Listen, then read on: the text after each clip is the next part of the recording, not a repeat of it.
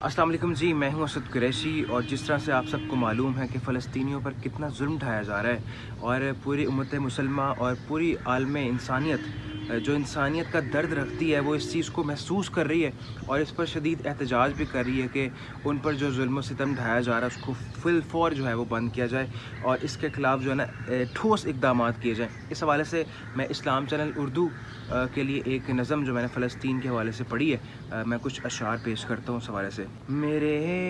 हुजूर देखिए फिर आ गया मुकाम गम,